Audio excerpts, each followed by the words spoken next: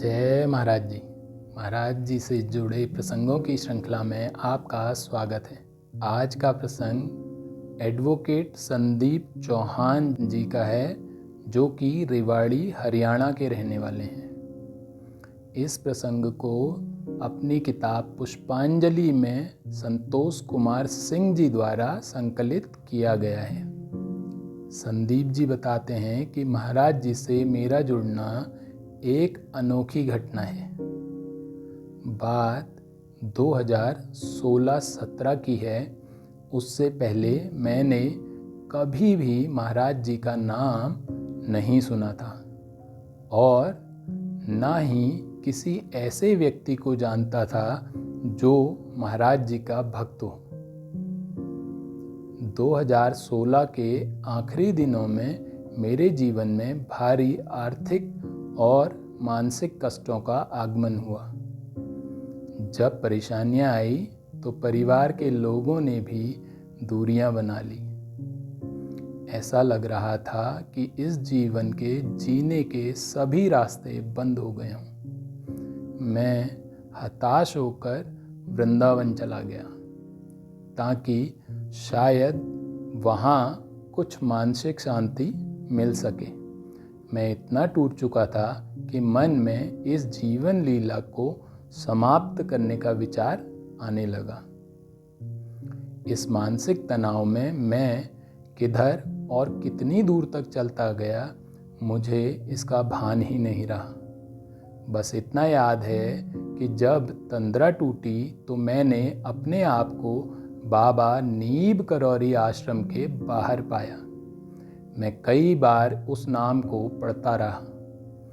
कुछ समय बाद मुझे ऐसा लगने लगा जैसे यह नाम मेरे अंतरपटल पर पहले से ही अंकित है और एक अलग सा खिंचाव होने लगा।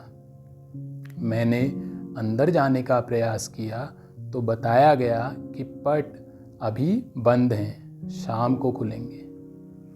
अचानक ध्यान आया कि मुझे शाम को वापस घर जाना है। यह उनकी कृपा ही थी कि जिस शख्स का कुछ समय पहले तक जीवन से लगाव नहीं था, उसे घर जाने की सुध हो गई। मैं वापस घर आ गया, लेकिन परिस्थिति में फ़र्क इतना था कि अब मेरे पास मेरे मन मंदिर में एक नाम स्थापित हो चुका था।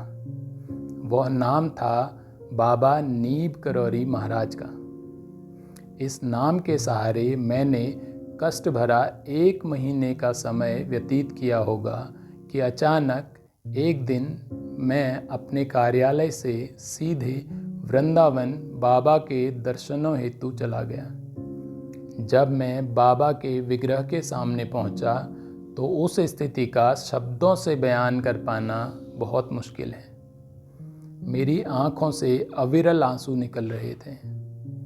अंतरात्मा को ऐसा महसूस हो रहा था जैसे मैं अपने पालनहार की गोद में पहुंच गया हूँ। इस अलौकिक घटना के द्वारा मैं वर्तमान जीवन में पुनः श्री चरणों से जुड़ पाया।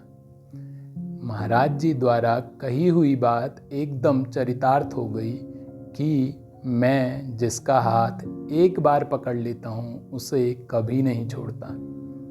महाराज जी की दृष्टि हम पर सदैव रहती है, चाहे हम दुख में हों या सुख में। तो ये तो था महाराज जी का एक प्रसंग। महाराज जी के ऐसे ही प्रसंगों को सुनते रहने के लिए हमारे चैनल को सब्सक्राइब करें और लाइक और कमेंट कर दें। साथ ही वीडियोस को शेयर करके अधिक से अधिक भक्तों तक पहुंचाने में हमारी सहायता करें। धन्यवाद। जय महाराज जी।